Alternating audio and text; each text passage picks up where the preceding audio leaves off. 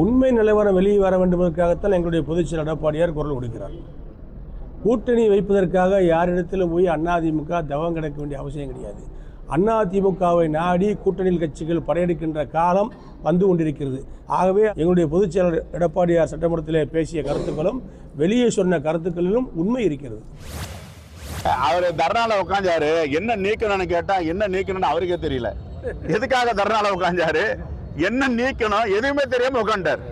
உட்காந்து பாட்டு கத்திட்டே இருக்காரு. பேரவைத் தலைவர் அவர்களே, பேரவைத் தலைவர் ஒரு மேனாள் முதலமைச்சராக இருந்தவர், ஒரு எதிர்கட்சி தலைவராக இருக்கிறவர், இந்த பகுதியை நீக்க வேண்டும், இது தவறாக சொல்லி இருக்காங்க கூட அவரால் சொல்ல முடியலாங்க. எதுக்கு வந்தாரு, எதுக்கு பேசினாரு, எதுக்கு தரையில் அமர்ந்தாரு, எதை நீக்க சொன்னா அவருக்கே தெரியல. அதனால இதுதான் இன்றைய எதிர்கட்சி தலைவருடைய அரசியல். அதாவது ஒரு இன்சிடென்ட்ஸ்ல ஒன்று சொன்ன உடனேயே எல்லாத்துக்கும் கூட்டணி புள்ளி தான் வைக்க முடியாது. கூட்டணி நடக்கலாம், எப்படி வேணாலும் நடக்கலாம். அதை பற்றி கூட்டணி பற்றி பேசுவதற்கு நான் இப்போ வரல. நாங்கள் கூட்டாக அரசாங்கத்தை எதிர்ப்போம். அது கூட்டணியா கூட்டாகவா என்பது வருங்காலம் முடிவு செய்யும். ஒரு அரசியல் கட்சியினுடைய ஜனநாயக கடமை மக்களை சந்திப்பது. மக்கள் எங்கே இருக்கின்றார்களோ அங்கேதான் நாங்கள் செல்ல வேண்டும். மக்களிடம் சென்றுதான் நாங்கள் துண்டு பிரசுரம் கொடுக்க முடியும். மக்கள் மத்தியிலே தான் நாங்கள் போராட்டம் செய்ய முடியும். அதனால் எனக்கு ஒரு 2-3 நாள் லீவு விட்டாங்க. சரி, அதனால்தான் அவசரமாக இந்த செயற்குழு. சரி, இன்னைக்கு விடுமுறை எனக்கு. நான் பொது வாழ்க்கையில 28 ஆண்டுகள் பயணித்துக் கொண்டிருக்கின்றேன். இந்த 28 ஆண்டுகளில் எனக்கு மிகவும் பிடித்த நிகழ்வு இப்போ நடைபெறுகின்ற நடைபயணம் நிகழ்வு தான். பாட்டாளி மக்கள் கட்சின்னா மருத்துவரையா தான், மருத்துவரையான்னா பாட்டாளி மக்கள் கட்சி தான். இதை ஏற்றுக்கணும்.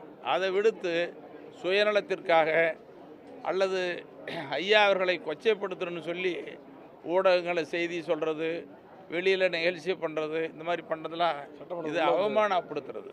இது நல்லதல்ல. இனியாவது திருத்திக் கொள்ள வேண்டும் என்று நான் கேட்டுக்கொள்கிறேன்.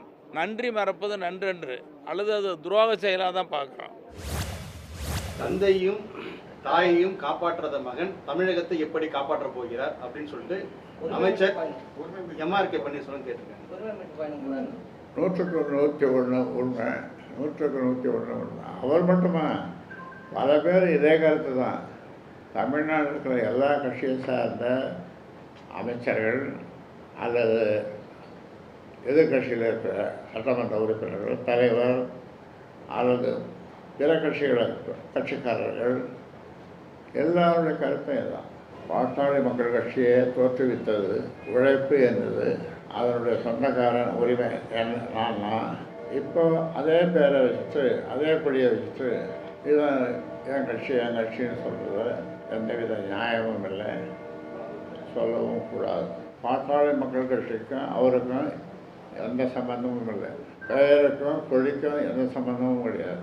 கிட்டத்தட்ட 6 மாதத்தில் 6-8 மாதத்தில் நடந்த சண்டையில் 3 தடவை சொல்லியிருக்கேன், நீ தனியாக கட்சி ஆரம்பிச்சிக்கோ அப்படின்னு.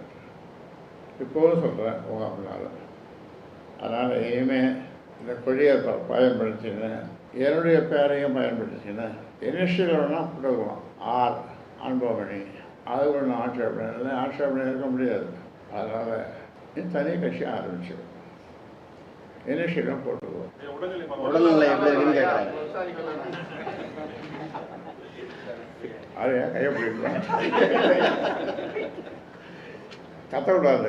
கையை பிடிக்கலாம், கத்தக்கூடாது. ஐயோ வரையில வெளியிட்டு வரையா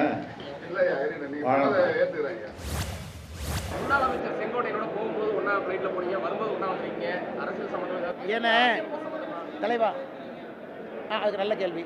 போன முறை இங்கிருந்து போகும்போது சிஎம் அவங்க வந்தாங்க.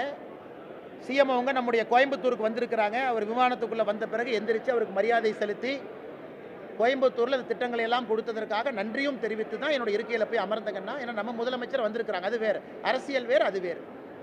அதே போல் நாம் விமானத்தில் போகும்பொழுது, ட்ரெயினில் போகும்போது, பஸ்ஸில் போகும்போது வர்றாங்க. இன்றைக்கி அண்ணன் செங்கோட்டையன் அவர்கள் பக்கத்தில் வந்தாங்க.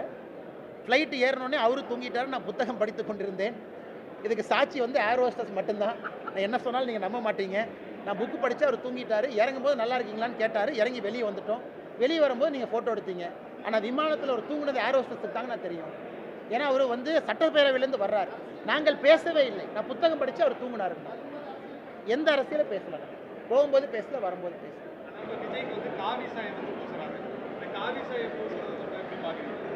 அண்ணா விஜய் அவர்களுடைய சித்தாந்தம் வேறு, எங்கள் சித்தாந்தம் வேறுங்கண்ணா. ஃபுல் ஸ்டாப்ண்ணா. அதோட முடிஞ்சு போச்சுங்கண்ணா. அதுக்கு மேலே நான் எதுவும் சொல்ல விரும்பலைங்கண்ணா. சித்தாந்தம் அடிப்படையிலே வேறு வேறு சித்தாந்தம். ஆனால் ஒரு நியாயத்திற்காக ஒரு உண்மையை பேசுவது என்னை பொறுத்தவரை தவறில்லை, எங்கள் உரிமை, கடமை. அதில் அரசியல் சாயமெல்லாம் கோர்த்து அதை பூசி பார்ப்பது அது அழகல்லன்னு தான் நான் பார்க்குறேன். ஏன்னா பல இடத்துல நம்ம பல பேர்த்த பாராட்டியிருக்கிறோம், பல பேர்த்தின் மீது குற்றச்சாட்டு வச்சிருக்கிறோம்.